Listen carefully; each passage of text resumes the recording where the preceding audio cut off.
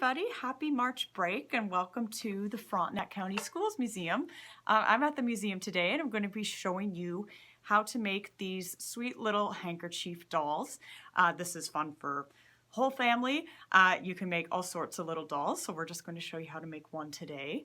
Yeah, and let's get started. So a little bit about the museum, if you've never been here before, is that we tell the story of kids that went to school as far back as the 1850s about, all the way up until the 1960s.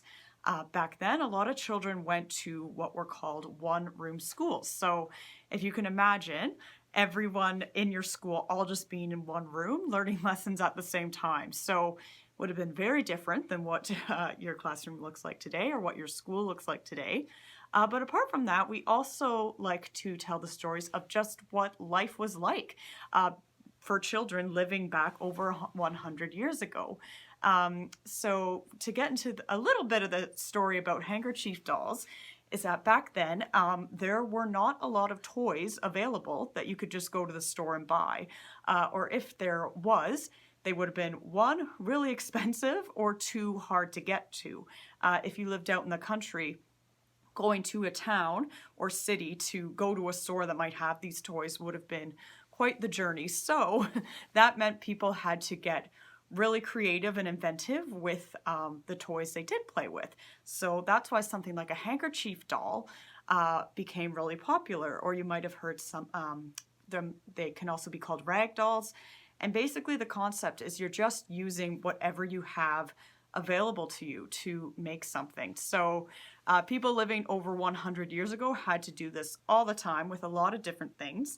I have a couple other little things here too. Something like this honey pail. This is what kids used to take their lunches into school.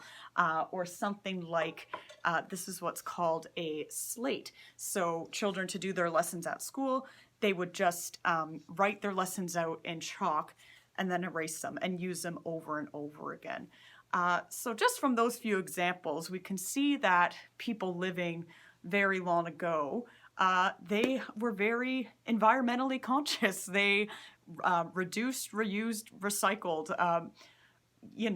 nearly every day. They just had, because things were expensive and they just had to work with what they had.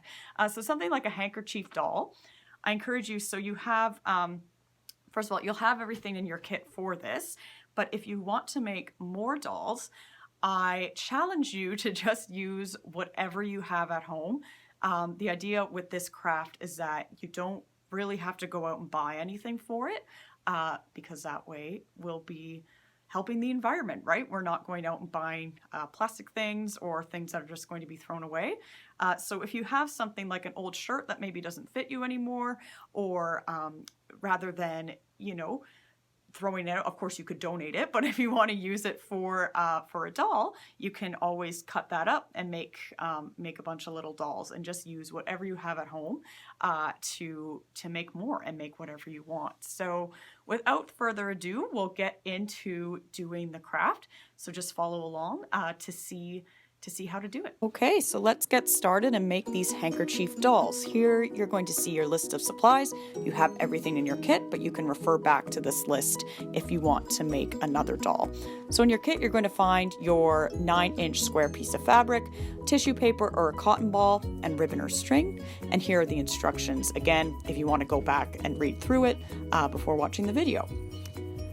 So what you're going to do, you'll see here, is that Rachel is going to be kind of squishing the piece of tissue paper into a loose ball shape. If you have a cotton ball, you don't have to worry about this.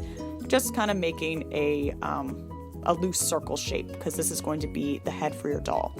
And from there, you're just going to place that near the top of the fabric, fold it down, and pinch that together with your thumb and pointer finger, again, just to secure and have the head stick out from the doll.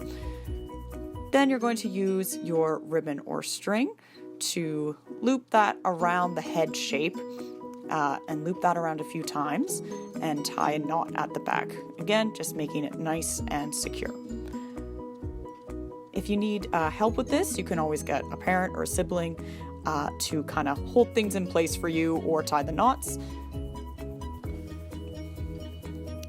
Okay, and so from there, you're going to see that after that knot is tied, Rachel is just tugging at the sides of the doll here. And this is how she's going to form the arms. So the great thing about this craft is that nothing really has to be perfect. You're just working with the material and tugging and fixing and pulling at the fabric till you get a rough shape. So from there, just pulling at the sides again, and she is now wrapping that ribbon or string around kind of what the top of the arm would be. So just looping that to kind of set it in place. You don't need to knot anything at this point, but again, you might need some help just to get someone to help you hold things down while you work away and do the same thing on the other side. So again, just using the sides of the fabric to loop the string around and secure the other arm in place. Okay, so now at the back, you can see Rachel kind of held the string at the back with one hand, and now she can tie those pieces off as well, and is going to make a knot. So now that the arms are kind of at the side on their own without needing to hold them down. And then you're just going to take the ends of the string and bring it back around to the front, and you can either tie a little bow, or if you want just shorter pieces, you can just cut the ends. But there we have a little bow at the front of the doll.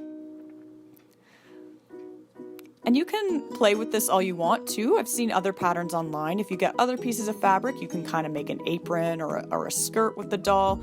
You could also likely, if you want your doll to be wearing pants, you could probably get some elastic and just kind of work to make the legs and just work with what you have. So there's the brief history, which I went over at the beginning of the video. And just thank you so much for watching. You can find more of our YouTube videos. We have a lot of other craft activities you can do, all in the style of things that would have been done in the 1800s. You can also find us on social media on Facebook, Instagram, and Twitter at Schools Museum, and at our website at www.fcsmuseum.com. Thanks again so much for watching.